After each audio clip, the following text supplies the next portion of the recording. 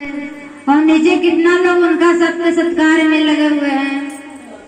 बैरन बलि तो अलग ही ध्वजा फहरा रहे हैं, गणेश भगवान अलग ही शंख बजा रहे हैं, उनका सभी लोग सेवा में लगे हुए हैं। साथ साथ सभी शिष्या बहना भी लगी हुई है।